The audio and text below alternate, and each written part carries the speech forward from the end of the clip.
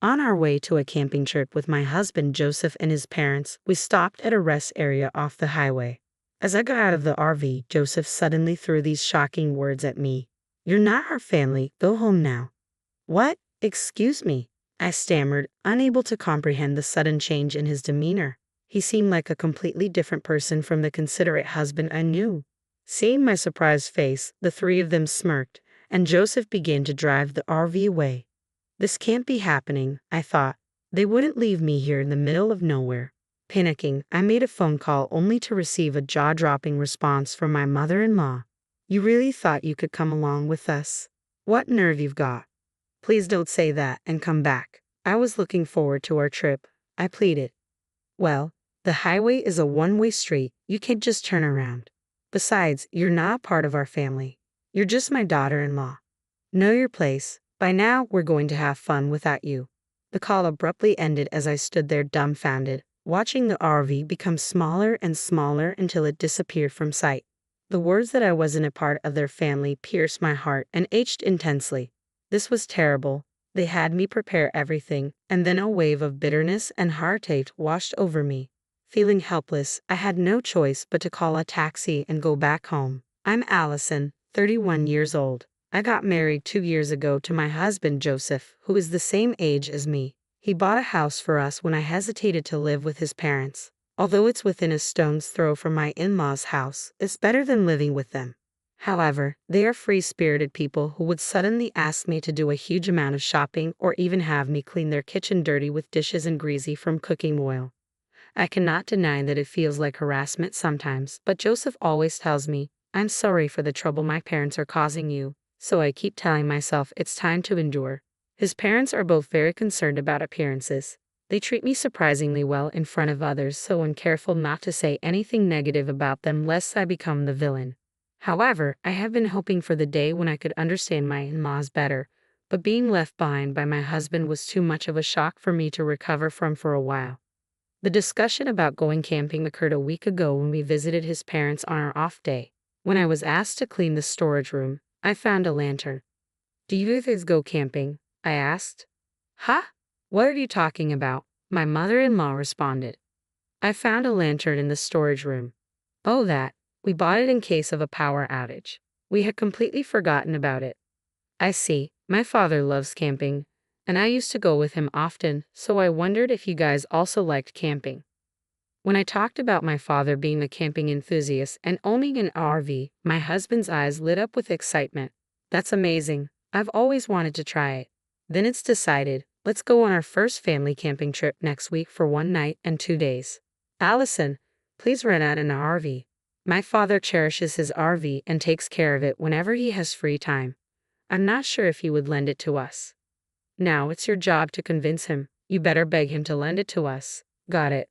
When I hesitated due to the sudden request, my husband pleaded with me, "It's our first time camping, and we don't know what we need, so it would be safer to borrow your dad's RV. Besides, I want to please my parents with a fun camping trip. Please, Allison." I had no choice but to agree when asked like that. I immediately went to my father's place and explained the situation. To my surprise, he gladly agreed. "Really? Is it okay?" "Of course. I thought you would refuse because you always polished and took care of it in your spare time. If it's for you, Allison, I'm happy to lend it, and I'm touched by your desire to please Joseph's parents. So take this whole set of camping gear so you can enjoy your first camping trip.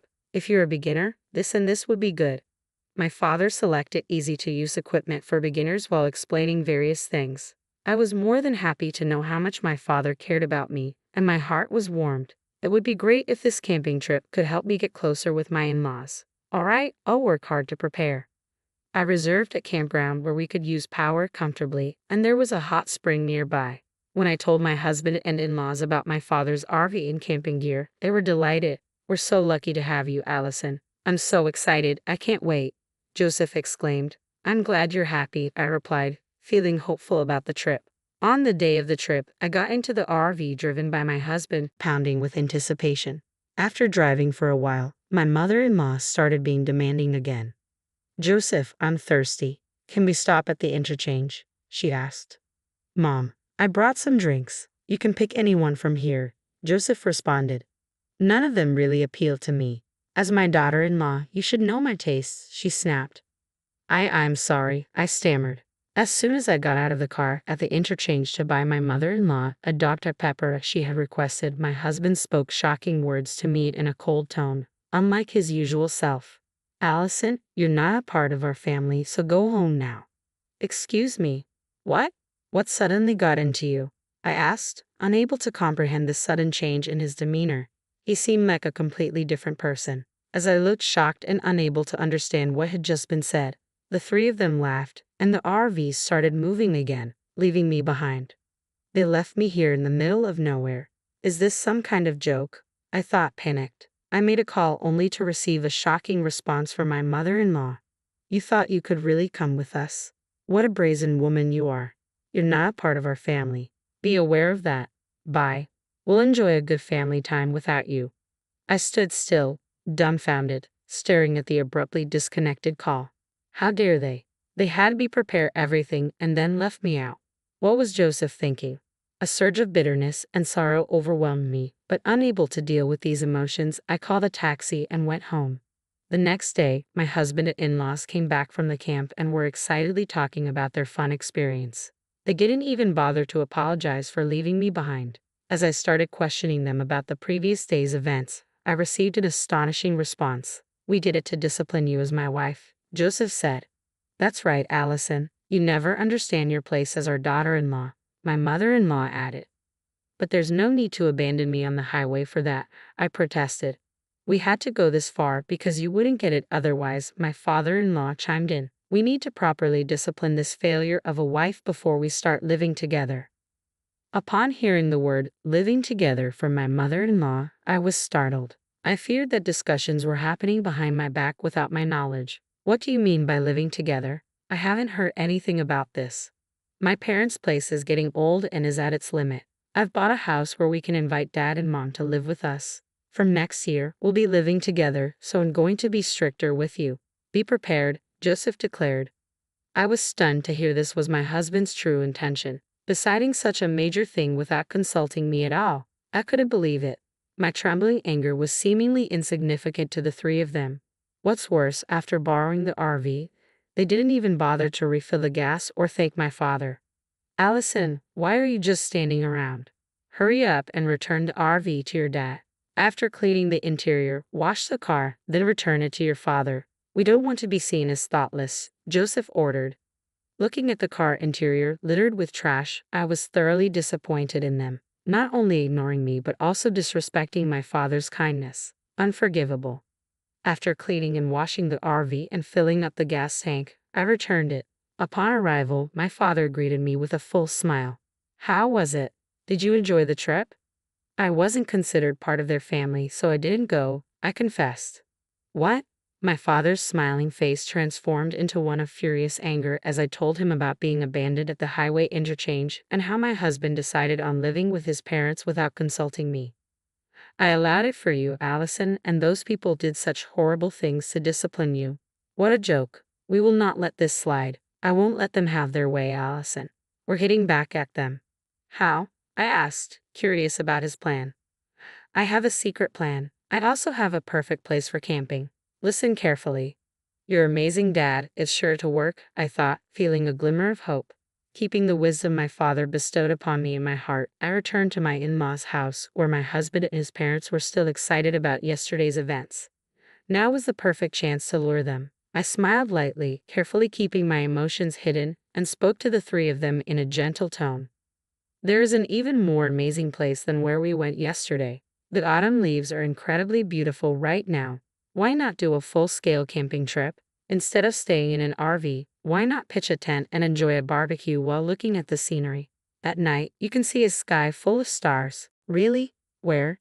Joseph asked, intrigued. It's a secret spot that I don't want to tell anyone else. Can I come to fulfill my role as your wife? I asked sweetly. That's good. It's gonna be fun, my mother-in-law said, her interest piqued. It's in a secluded area, so I'll drive. I'll act right as your wife and as my in-law's daughter-in-law. So can I join you guys as expected?